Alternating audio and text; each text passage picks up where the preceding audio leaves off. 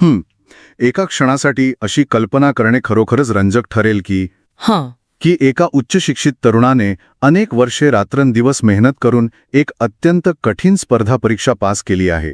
हो, आणि तो क्षण नक्कीच खूप अभिमानाचा असतो. अगदी बरोबर. या यशानंतर सरकारी नोकरीची मोहर लागली म्हणून तो तरुण आणि त्याचे कुटुंब खूप आनंदात आहेत. पण खरी अडचण पुढेच असते, नाही का? हो. नियुक्तीच्या पहिल्याच दिवशी जर त्या तरुणाला सांगण्यात आलं की तुझी पुढची 3 वर्षे अधिकृतरित्या नोकरीचा भाग म्हणून मोजलीच जाणार नाहीत, बापरे, आणि तुला पूर्ण पगार नाही तर फक्त एक अत्यंत तुटपुंज मानधन मिळेल आणि तुला कोणतेही भत्ते किंवा पेन्शनचे फायदे मिळणार नाहीत, हे ऐकायला एखाद्या वाईट स्वप्नासारखे वाटते ना? नक्कीच. एखाद्या चित्रपटातील धक्कादायक प्रसंगासारखेच वाटते हे. पण दुर्दैवाने हे महाराष्ट्रातील हजारो शिक्षकांसाठी रोजचे जळजळीत वास्तव आहे. आजच्या या सखोल चर्चेमध्ये आपण अशाच एका धोरणावर सविस्तर प्रकाश टाकणार आहोत. हो, ज्या धोरणाने महाराष्ट्राच्या शैक्षणिक आणि आर्थिक वर्तुळात सध्या एक मोठं वादळ निर्माण केले आहे. बरोबर. आजच्या या चर्चेचा मुख्य उद्देश म्हणजे 10 मार्च 2000 रोजी सुरू झालेली ही शिक्षण सेवक योजना आजच्या बदललेल्या काळात किती न्याय्य आहे हे मुळापासून समजून घेणे. आणि हा अतिशय गुंतागुंतीचा विषय समजून घेण्यासाठी आज आपल्याकडे काही अत्यंत भक्कम आणि विश्वासार्ह स्रोत उपलब्ध आहेत. आपण केवळ हवेत गप्पा मारणार नाही आहोत. हो, ते खूप महत्वाचे आहे. आपल्या चर्चेचा मुख्य आधार आहे तो 10 मार्च 2000 रोजी शासनाने काढलेला मूळ शासन निर्णय म्हणजेच GR, ज्याने या योजनेला जन्म दिला. यासोबतच देशोन्नती वृत्तपत्रात नुकतेच प्रकाशित झालेले 2025-26च्या राज्याच्या आर्थिक पाणी अहवालाचे सविस्तर विश्लेषण आपल्याकडे आहे. आणि मला वाटतं काही लेखही आहेत आपल्याकडे. अगदी बरोबर. शिक्षण सेवक योजनेच्या सध्याच्या विदारक स्थितीवर आणि शिक्षकांच्या समस्यांवर प्रकाश टाकणारे काही महत्त्वपूर्ण अभ्यासपूर्ण लेखही आपण आज संदर्भ म्हणून वापरणार आहोत. चला तर मग यावर सविस्तर प्रकाश टाकूया.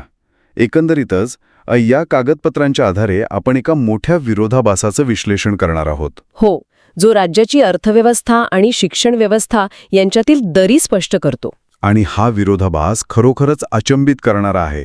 एकीकडे आपण 2000 सालची राज्याची ती डबघाईला आलेली आर्थिक परिस्थिती पाहतो आणि दुसरीकडे आजची तब्बल 51 लाख कोटी रुपयांची महाकाय अर्थव्यवस्था पाहतो. या दोन्ही टोकांच्या परिस्थितीमध्ये एकच जुना नियम कसा काय लागू असू शकतो हा मोठा प्रश्न आहे. अगदी रास्त प्रश्न आहे. पण आजच्या या गगनभरारी मारणाऱ्या अर्थव्यवस्थेकडे वळण्यापूर्वी आपल्या स्रोतांमधील माहितीचा आधार घेत आपण 26 वर्ष मागे जाऊया. म्हणजेच 2000 सालच्या परिस्थितीत. हो, तो 10 मार्च 2000चा शासन निर्णय नेमका काय सांगतो? त्या काळात ही शिक्षण सेवक योजना लागू करण्यामागे शासनाची नेमकी काय अडचण होती किंवा यामागचं मूळ कारण काय होते? तो इतिहास समजून घेणे खूप गरजेचे आहे. जर आपण त्या काळातील परिस्थितीचे सखोल विश्लेषण केले आणि तो 2000 सालचा मूळ GR बारकाईने वाचला तर एक गोष्ट अगदी स्पष्टपणे समोर येते. या योजनेमागील मूळ आणि एकमेव कारण हे तत्कालीन शासनाची आर्थिक अडचण हेच होते. म्हणजे पैशांची कमतरता. हो, पैशांची प्रचंड कमतरता. त्या काळात प्राथमिक शिक्षणाचे सार्वत्रिकीकरण करण्याचे खूप मोठे आणि महत्त्वाकांक्षी आवाहन शासनासमोर उभं होते. सार्वत्रिकीकरण म्हणजे जास्तीत जास्त शाळा सुरू करणे, बरोबर? अगदी बरोबर. मूळ शासन निर्णयानुसार प्रत्येक 1.5 किलोमीटर परिसरात आणि किमान 200 लोकसंख्या असलेल्या प्रत्येक वस्तीसाठी प्राथमिक शिक्षणाची सुविधा उपलब्ध करून देण्याचं उद्दिष्ट शासनाने निश्चित केले होते. हे तर खूपच मोठे उद्दिष्ट होते. आणि हे साध्य करण्यासाठी राज्यात तब्बल 64,000हून अधिक प्राथमिक शिक्षकांची नवीन पदे तातडीने भरणे आवश्यक होते. बापरे, 64,000 पदे म्हणजे आजच्या काळातही एकाच वेळी एवढी पदे भरणे ही खूप मोठी गोष्ट मानली जाते. पण मग खरी अडचण कुठे आली? अडचण तिथेच आली जिथे ती नेहमी येते, म्हणजे तिजोरीत. शासनाची त्यावेळची आर्थिक स्थिती अत्यंत बिकट होती. राज्याच्या तिजोरीत अक्षरशः खडखडाट होता. इतक्या मोठ्या प्रमाणावर रिक्त असलेली 64,000 पदे जर नियमित वेतन श्रेणीवर आणि सर्व भत्त्यांसह भरली तर राज्याच्या तिजोरीवर पडणारा आर्थिक भार पेलणे शासनाला पूर्णपणे अशक्य वाटत होते. म्हणजे एकीकडे शाळा तर सुरू ठेवायच्या आहेत. हो, शिक्षणाचे सार्वत्रिकरण तर करायचे आहे. पण दुसरीकडे शिक्षकांच्या वेतनावरील खर्चही मर्यादित ठेवायचा आहे. अशा दुहेरी पेचात शासन अडकले होते. अगदी अचूक. आणि यातून मार्ग काढण्यासाठी आणि प्राथमिक शिक्षणावरील खर्च आटोक्यात ठेवण्यासाठी एका पर्यायी व्यवस्थेचा शोध सुरू झाला. म्हणजे थोडक्यात सांगायचं तर हा एक प्रकारचा तात्पुरता जुगाड किंवा तडजोड होती. नक्कीच. ही एक तडजोडच होती. याच दरम्यान शासनाने इतर राज्यांच्या मॉडेलचा अभ्यास सुरू केला. म्हणजे इतर राज्यांमध्ये असं काही आधीच सुरू होतं. हो ना. मध्य प्रदेश शासनाने त्यांच्या राज्यात सुरू केलेली शिक्षण हमी योजना आणि शेजारील गुजरात शासनाने जून 1998 पासून लागू केलेली विद्यासहाय्यक योजना यांचा आधार घेण्यात आला. गुजरातच्या याच विद्यासहाय्यक योजनेच्या धर्तीवर महाराष्ट्रातही शिक्षण सेवक योजना आकाराला आली. तो 2000 सालचा शासन निर्णय वाचताना आणखी एक गोष्ट खरोखरच धक्कादायक वाटते. कोणती? ती म्हणजे त्यावेळी या शिक्षण सेवकांना दिले जाणारे मानधन. जेव्हा मी या GR मधील ते सुरुवातीचे आकडे वाचले तेव्हा खरोखरच प्रश्न पडला की या पैशात त्या काळी तरी घर कसे चालत असेल. हो, ते आकडे खरोखरच खूप कमी होते. बघा ना, सुरुवातीला D.Ed झालेले जे प्रशिक्षित उमेदवार होते, ज्यांनी रीतसर व्यावसायिक शिक्षण घेतले होते, त्यांना महिन्याला केवळ 2500 रुपये मानधन दिले जात होते. आणि जे अप्रशिक्षित होते, जे उमेदवार अप्रशिक्षित होते त्यांना तर महिन्याला केवळ 1500 रुपये इतकेच तुटपुंज मानधन दिले जात होते. हे खरोखरच खूपच कमी आहे. 2000 सालचा काळ असला तरी महिन्याला 1500 किंवा 2500 रुपये म्हणजे अत्यंत कमी रक्कम होती. ती रक्कम नक्कीच अपुरी होती. पण इथे एका अत्यंत महत्त्वाच्या मुद्द्याकडे लक्ष वेधणे गरजेचे आहे, जो त्या शासन निर्णयात अगदी स्पष्ट शब्दात नमूद केलेला आहे. तो कोणता मुद्दा? ही योजना कोणतीही कायमस्वरूपी धोरणात्मक क्रांती नव्हती, तर ती एक पूर्णपणे पर्यायी आणि तात्पुरती व्यवस्था होती. म्हणजे कायमस्वरूपी लागू करण्यासाठी नव्हती ती? अजिबात नाही. शासन निर्णयात अत्यंत स्पष्टपणे असे म्हटले आहे की राज्यावरील आर्थिक भार वाढत आहे आणि शिक्षणासाठी वाढीव आर्थिक तरतूद उपलब्ध करणे दिवसेंदिवस कठीण होत चालले आहे. म्हणूनच केवळ नाईलाजास्तव हा मानधनाचा मार्ग निवडला गेला. राज्यावरील तात्कालिक आर्थिक भार कसा तरी कमी करणे आणि गाडापुढे हाकणे हाच या योजनेमागचा एकमेव आणि स्पष्ट हेतू होता. मग इथेच या संपूर्ण चर्चेला एक अत्यंत रंजक आणि निर्णायक वळण मिळते. हो. जर 2000 साली शासनाकडे पैसे नाहीत हे या धोरणामागचे मुख्य कारण होते आणि ती एक तात्पुरती तडजोड होती, बरोबर, तर मग आज तब्बल 26 वर्षांनंतर परिस्थिती काय आहे? आज आपल्याकडे देशोन्नती वृत्तपत्रातील 2025-26च्या राज्याच्या आर्थिक पाहणी अहवालाचं जे विश्लेषण आहे ते काय सांगते? तो अहवाल खूपच सकारात्मक चित्र उभा करतो. हो, हा अहवाल पाहिल्यास असे लक्षात येते की राज्याच्या अर्थव्यवस्थेने केवळ प्रगतीच केलेली नाही, तर एक महाकाय गरुडझेप घेतली आहे. एका छोट्या संघर्ष करणाऱ्या स्टार्टअपपासून ते एका बहुराष्ट्रीय कंपनीपर्यंतचा हा प्रवास वाटतो. हे उदाहरण अगदी चपखल आहे. या आर्थिक पाहणी अहवालाचे आकडे खरोखरच डोळे दिपवणारे आणि अत्यंत बोलके आहेत. नक्कीच. आज महाराष्ट्र राज्याचे सकल उत्पन्न, ज्याला आपण GSDP म्हणतो, म्हणजे ग्रॉस स्टेट डोमेस्टिक प्रॉडक्ट, हो, ते चक्क 51 लाख कोटी रुपयांच्या प्रचंड टप्प्यावर पोहोचले आहे. हा आकडा एवढा मोठा आहे की तो अनेक देशांच्या राष्ट्रीय उत्पन्नापेक्षाही जास्त आहे. 51 लाख कोटी रुपये. आणि राज्याचा विकास दर सध्या 7.7% ते 7.9% दरम्यान अत्यंत वेगाने आणि स्थिरपणे वाढत आहे. हे आकडे सामान्य माणसाच्या कल्पनेपलीकडचे आहेत. आणि मला या अहवालातील आणखी एक अत्यंत महत्त्वाची आकडेवारी दिसतेय. कोणती? राज्याच्या या महाकाय अर्थव्यवस्थेत केवळ कृषी किंवा उद्योगाचा वाटा नाही, तर सेवा क्षेत्राचा वाटा म्हणजे सर्व्हिस सेक्टरचा वाटा तब्बल 60% इतका प्रचंड आहे. हो, आणि त्यातही येत्या काळात 9% वाढ अपेक्षित आहे. म्हणजे आपले राज्य आता एका आधुनिक सेवा आधारित अर्थव्यवस्थेत पूर्णपणे रूपांतरित झाले आहे. यावरून राज्याची तिजोरी आज किती सक्षम आणि भक्कम झाली आहे हे अगदी लख्खपणे स्पष्ट होते. आणि या केवळ कागदावरच्या रकमा नाहीत. या वाढत्या अर्थव्यवस्थेचा आणि आर्थिक प्रगतीचा थेट आणि सकारात्मक परिणाम लोकांच्या उत्पन्नावरही झालेला आपल्याला पाहायला मिळतो. म्हणजे दरडोई उत्पन्न वाढले आहे? अगदी बरोबर. आज राज्याचे सरासरी दरडोई उत्पन्न 2.8 लाख ते 3 लाख रुपयांच्या घरात पोहोचले आहे. हे एका प्रगतशील राज्याचे लक्षण आहे. अर्थात अर्थशास्त्राचा वस्तुनिष्ठ अभ्यास करताना आपण या अहवालात नमूद केलेल्या प्रादेशिक विषमतेकडे डोळेझाक करून चालणार नाही. होय, तो मुद्दा अहवालात अगदी स्पष्टपणे मांडला आहे. सर्वच जिल्हे या प्रगतीत समान पातळीवर नाहीत. बरोबर. विदर्भ आणि मराठवाड्यातील काही जिल्ह्यांचे चित्र अजूनही आव्हानात्मक आहे. उदाहरणार्थ वाशिम आणि हिंगोली यांसारख्या जिल्ह्यांचे दरडोई उत्पन्न आजही 1.84 लाख ते 1.95 लाखांच्या आसपास रेंगाळत आहे. जे नागपूर किंवा छत्रपती संभाजीनगर सारख्या विकसित शहरांच्या तुलनेत लक्षणीयरित्या कमी आहे. हो. याशिवाय गडचिरोली, यवतमाळ, परभणी आणि बीड हे जिल्हे अजूनही राज्याच्या सरासरी उत्पन्नाच्या रेषेखाली आहेत. पण हा एक मोठा पण आहे.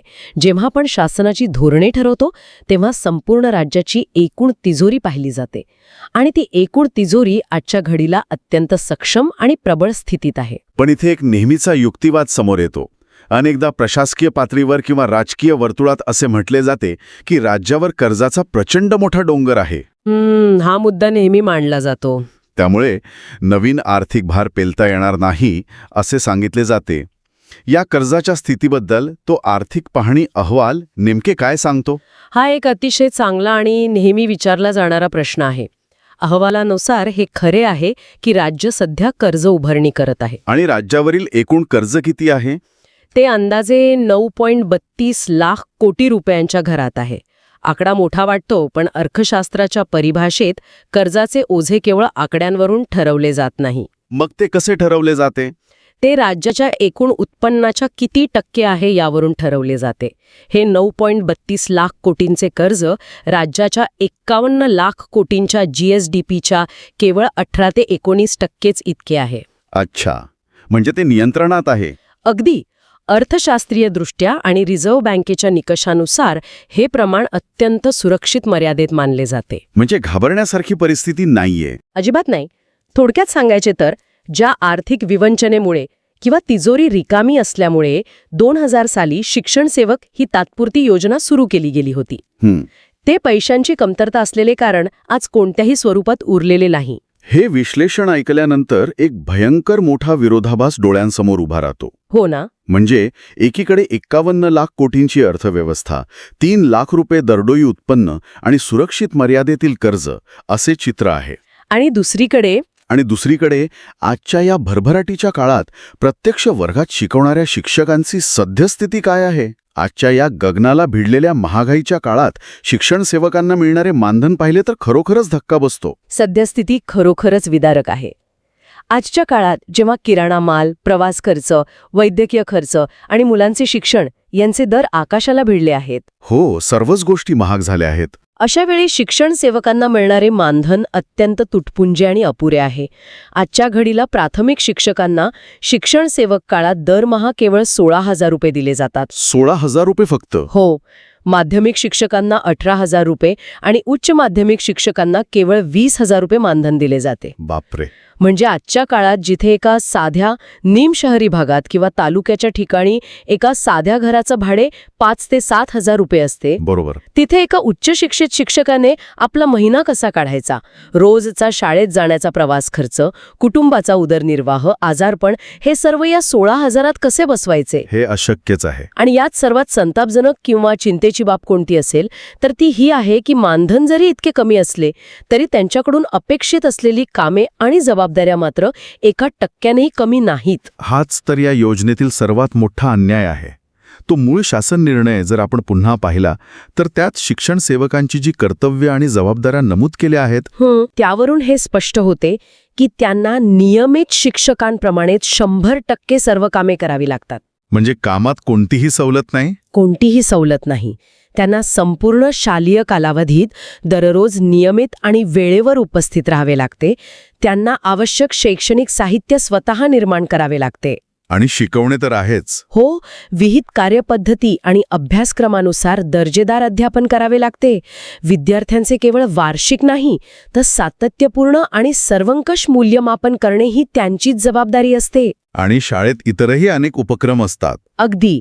शाळेत होणाऱ्या क्रीडा स्पर्धा, वक्तृत्व स्पर्धा, सांस्कृतिक कार्यक्रम आणि इतर सर्व प्रशासकीय उपक्रमांमध्येही त्यांना नियमित शिक्षकांच्या बरोबरीने सहभागी होणे बंधनकारक आहे.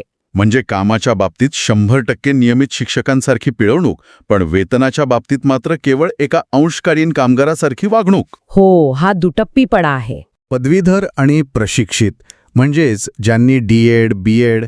किंवा पदव्युत्तर शिक्षण यांसारख्या व्यावसायिक पदव्या घेण्यासाठी लाखो रुपये आणि आयुष्याची उमेदीची वर्ष खर्च केली आहेत, अशा उच्च शिक्षित तरुणांना आजच्या या प्रगत राज्यात अशा तुटपुंजा मानधनावर राबवणे हे अत्यंत अन्यायकारक आणि शोषण करणारे आहे. हे केवळ आर्थिक शोषण नाही, तर हे त्यांच्या उच्च शैक्षणिक पात्रतेचे, त्यांच्या बुद्धिमत्तेचे आणि त्यांच्या श्रमाचे उघड अवमूल्यन करण्यासारखेच आहे. नक्कीच. जेव्हा राज्याची अर्थव्यवस्था देशातील सर्वात मजबूत, गतिशील आणि श्रीमंत अर्थव्यवस्था म्हणून ओळखली जात आहे, तेव्हा संपूर्ण शिक्षण व्यवस्थेचा आणि भावी पिढीचा कणा असणाऱ्या शिक्षकांना असे अल्प मानधन देणे हे कोणत्याही न्यायाच्या व्याख्येत बसत नाही. पण या चर्चेचा सर्वात गंभीर आणि अस्वस्थ करणारा भाग आता सुरू होतो. हो. या योजनेचा सर्वात मोठा फटका नेमका कुठे बसतो हे समजून घेणं अत्यंत महत्त्वाचं आहे.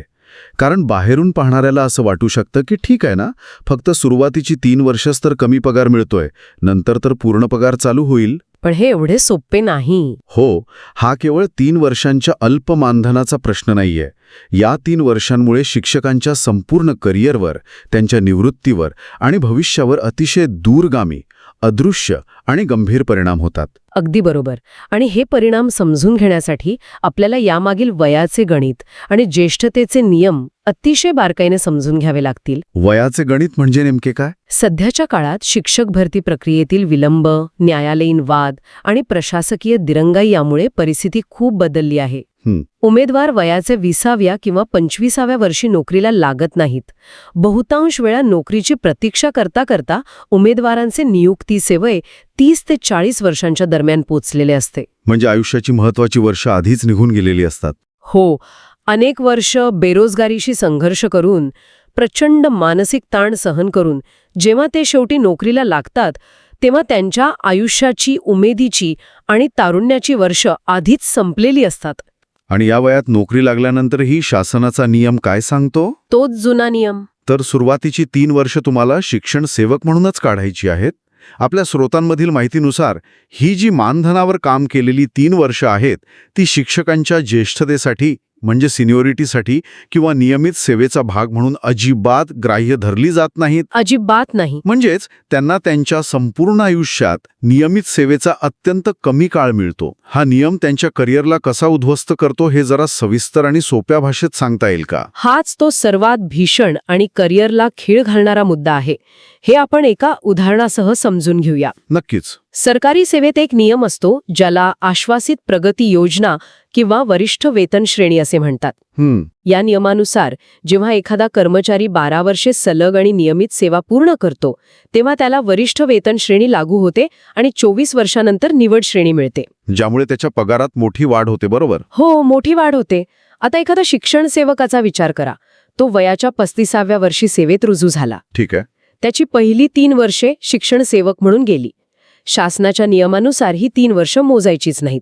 म्हणजे त्याच्या नियमित सेवेचं घड्याळ वयाच्या 38व्या वर्षापासून सुरू होणार. बापरे.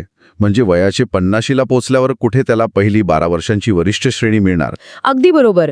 जेव्हा त्याचे इतर नियमित सहकारी 12 वर्षांचा टप्पा गाठून पुढच्या वेतन श्रेणीवर गेलेले असतील, तेव्हा हा शिक्षण सेवक कायम त्यांच्यापेक्षा 3 वर्ष मागेच राहणार. म्हणजे आयुष्यभरासाठी तो मागे पडला. हो. त्याची पदोन्नती 3 वर्ष उशिरा होणार.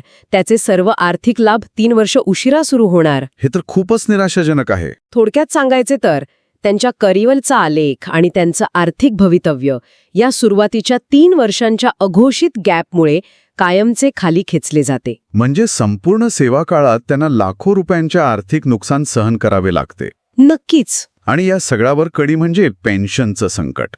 एकतर वयाची 40शी गाठेपर्यंत नोकरी मिळत नाही आणि मिळाली तरी 2005 नंतर नियुक्त झालेल्या कर्मचाऱ्यांसाठी जुनी पेन्शन योजना शासनाने आधीच बंद केलेली आहे. होय.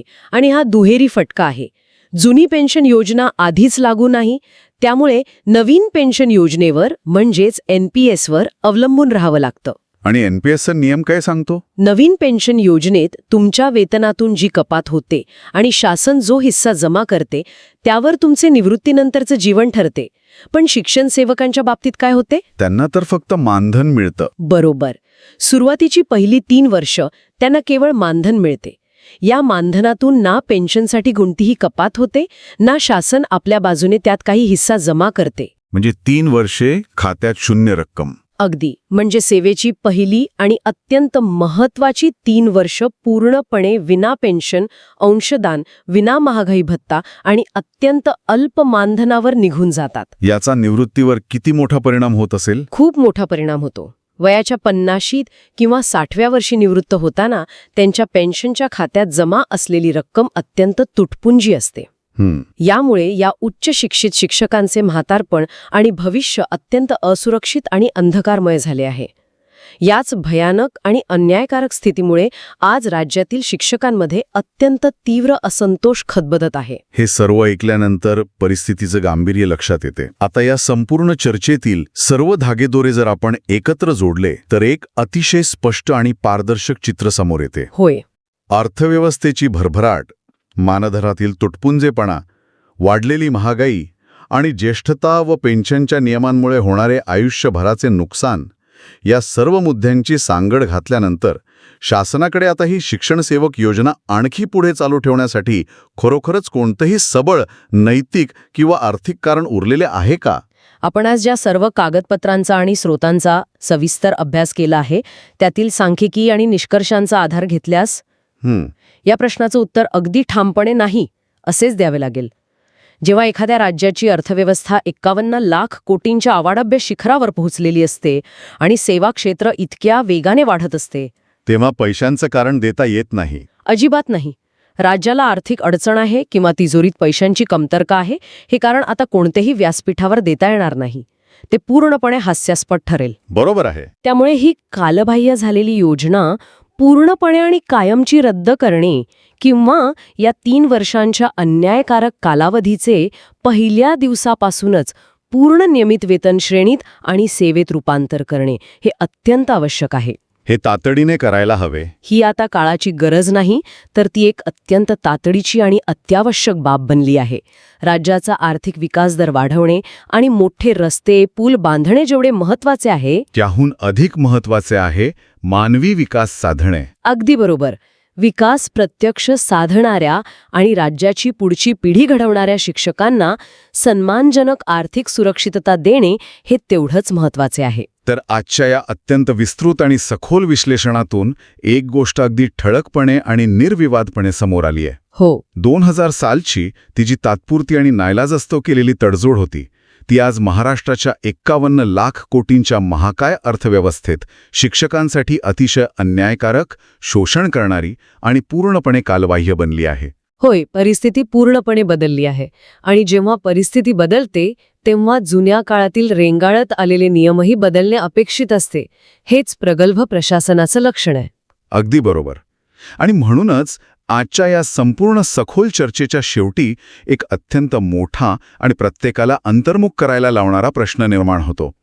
जर उद्याचा प्रगत, तंत्रज्ञानाने सज्ज आणि विकसित महाराष्ट्र घडवणारा तसेच राज्याच्या विकासाचा सर्वात महत्त्वाचा पाया रचणाऱ्या शिक्षकांनाच आपण त्यांच्या करिअरच्या अगदी सुरुवातीला इतके आर्थिकदृष्ट्या अस्थिर, हतबल आणि असुरक्षित ठेवत असू तर त्याचे परिणाम काय होतील? हाच तो प्रश्न आहे. तर भविष्यात खरोखरच अत्यंत हुशार, प्रतिभावान आणि उच्च शिक्षित तरुण पिढी शिक्षक या व्यवसायाकडे करिअरचा पहिला पर्याय म्हणून आकर्षित होईल का? हा खूप महत्वाचा विचार आहे. आणि समजा जर समाजातील सर्वात उत्कृष्ट टॅलेंट, सर्वात तल्लख बुद्धिमत्ता या क्षेत्राकडे फिरकलीच नाही आणि त्यांनी इतर कॉर्पोरेट क्षेत्रांची वाट धरली तर त्याचा थेट आणि अत्यंत भयंकर परिणाम आपल्या राज्याच्या भावी पिढीच्या गुणवत्तेवर आणि पर्यायाने राज्याच्या भविष्यावर होणार नाही का? हे खरोखरच प्रत्येकाने गांभीर्याने विचार करण्यासारखं आहे. नक्कीच. आजच्या या सखोल विश्लेषणात आपण इथेच थांबूया. पुन्हा भेटूया अशाच एका नव्या, रंजक आणि माहितीपूर्ण विश्लेषणासोबत.